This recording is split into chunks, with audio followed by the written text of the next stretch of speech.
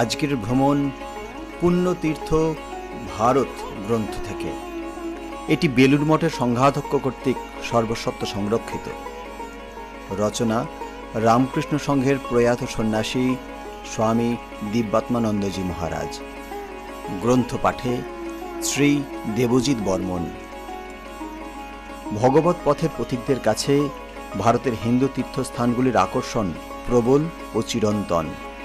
এর সঙ্গে দুর্গম তীর্থগুলির দর্শনের মধ্যে অ্যাডভেঞ্চার মনোভাবের পরিতৃপ্তি, নৈঃশব্দ সৌন্দর্যের রূপ উপভোগ থাকে।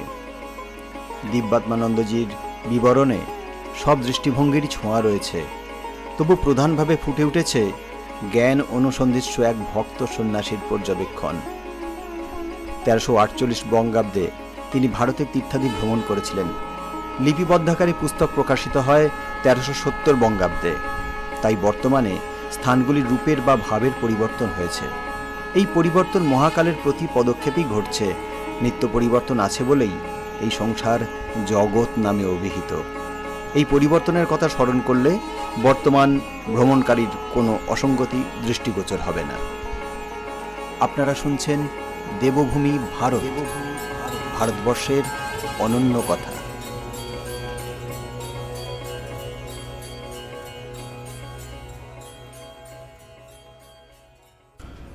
পুণ্যতীর্থ ভারত গ্রন্থের আজকের তীর্থ বোম্বাই।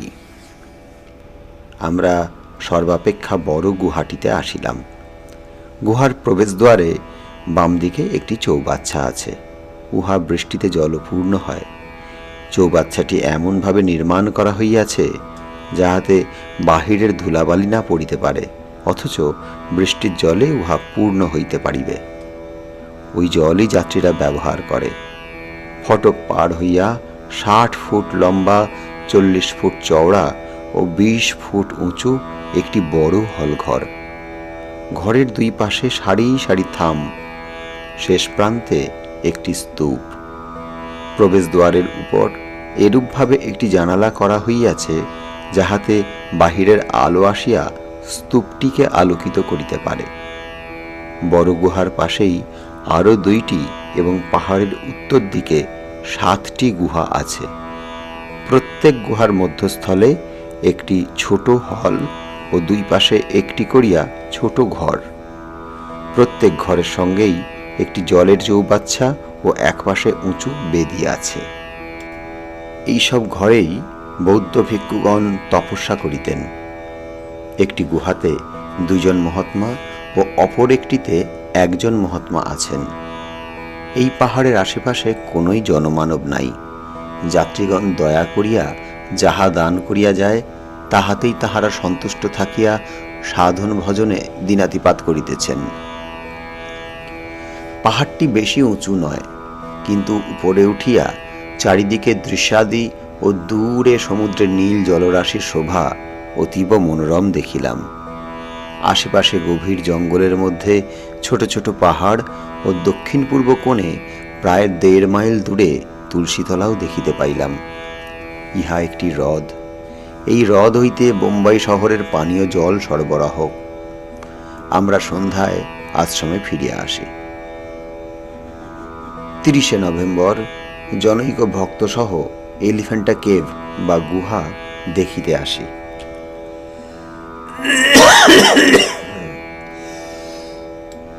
স্টিমার ঘাটে পৌঁছিলাম। স্টিমার যোগে বেলা 10টায় এই দ্বীপে আসি। দ্বীপটি শহর হইতে 6 মাইল দূরে সমুদ্রের মধ্যে অবস্থিত। স্থানটি অতি সুন্দর ও মনোরম। চারিদিকে সীমাহীন সমুদ্র। দ্বীপ হইতে শহরের দৃশ্যাবলী বড়ই সুন্দর দেখায়। স্টিমার ঘাট হইতে প্রায় 1.5 মাইল হাঁটিয়া গুহায় আসিতে হয়। অনেকেই বনভোজন করিতে আসে। যাত্রীগণ দর্শনান্তে গান বাজনা, খেলাধুলা ও নানা রকমের আমোদ প্রমোদ করিয়া থাকে। এই পাহাড়ে 5টি গুহা আছে, 2টি বড় ও 3টি ছোট। বিনা টিকিটে গুহায় প্রবেশ নিষেধ। প্রথম গুহাটি সর্বাপেক্ষা বড়। গুহার প্রবেশদ্বারে ডান দিকে প্রায় 10 ফুট উঁচু নটরাজের মূর্তি, বাম দিকেও শিবের মূর্তি। মধ্যবর্তী হলঘর প্রায় 30 ফুট লম্বা ও 25 ফুট চওড়া। ইহার চারিদিকে 12 ফুট বারান্দা। হলের ডান দিকে একটি মন্দির, মন্দিরের মধ্যস্থলে শিবলিঙ্গ।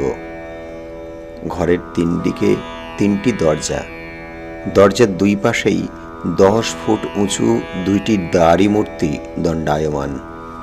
গুহার শেষ প্রান্তে দেওয়ালে ত্রিমূর্তি খোদিত আছে। সৃষ্টি, স্থিতি ও প্রলয় এই 3 অবস্থার অর্থাৎ ব্রহ্মা, বিষ্ণু ও রুদ্র এই 3 জনেরই সমন্বয় এই মূর্তি। সম্মুখের মূর্তিটির শান্ত ভাব। সৃষ্টি অর্থাৎ ব্রহ্মার হাতে কমণ্ডলু। বাম দিকের মূর্তিটি স্থিতির অর্থাৎ বিষ্ণুর হাতে পদ্ম, আর ডান দিকের মূর্তিটি সংহারের অর্থাৎ রুদ্রের হাতে সর্প। এই মূর্তির উচ্চতা প্রায় 10 ফুট, 20 ফুট চওড়া ও 2 ফুট স্থূল হইবে। মূর্তির 3টি মাথাই নানা রকম কারুকার্যে মুকুটের ন্যায় সাজানো। গলায় হাড় ও কর্ণে কুণ্ডল শোভা পাইতেছে। ত্রিমূর্তির বাম দিকে হরপার্বতীর বিবাহ হইতেছে। ডান দিকে অর্ধনারীশ্বর শিবের মূর্তি, উভয়ই প্রায় 10 ফুট উঁচু। বড় গুহার পূর্ব দিকে দ্বিতীয় গুহা। এখানেও একটি হল, প্রায় 30 ফুট চওড়া ও 40 ফুট লম্বা। হলের শেষ প্রান্তে একটি শিবলিঙ্গ আছে। বাম দিকের কয়েকটি দেবদেবীর মূর্তি আছে। তন্মধ্যে গণেশের মূর্তিটি প্রধান, প্রায় 4 ফুট উঁচু। এই গুহা 11 শতাব্দীতে নির্মিত হইয়াছে। প্রথম গুহার বাম দিকে একটি বড় চৌবাচ্চা বৃষ্টির জলে পরিপূর্ণ, তাহাই যাত্রীগণ ব্যবহার করে। আমরাও কমণ্ডলুতে জল লইলাম। পাহাড়ের অপর দিকের গুহাগুলি শূন্য। সব গুহা দেখিয়া একটি গাছতলায় কিছুক্ষণ বিশ্রাম করি। ফিরিবার পথে সমুদ্রবক্ষ হইতে সূর্যাস্তের শোভা দর্শন করিলাম। শহরের শেষ প্রান্তে সমুদ্রের ধারে গেটওয়ে অফ ইন্ডিয়া নামে একটি সুবিস্তীর্ণ মনোরম স্থান আছে। এই স্থান হইতে গত 1893 খ্রিস্টাব্দের 31 মে স্বামী বিবেকানন্দ আমেরিকার চিকাগো শহরে অনুষ্ঠিত ধর্ম মহাসভায় যোগদান করিবার জন্য এই স্থান হইতেই যাত্রা করেন। ইহার স্মরণার্থে স্থানীয় রামকৃষ্ণ মিশন আশ্রমের উদ্যোগে সহৃদয় শহরবাসী গত 31 মে 1971 খ্রিস্টাব্দে স্বামী বিবেকানন্দের একটি প্রস্তর মূর্তি স্থাপিত করেন। শ্রী রামকৃষ্ণ মঠ ও মিশনের সভাপতি শ্রীমৎ স্বামী বীরেশ্বরানন্দজি, শতাধিক সন্ন্যাসীবৃন্দ এবং 2 সহস্রাধিক জনমণ্ডলীর উপস্থিতিতে এই মহৎ কার্য সমাপন করেন।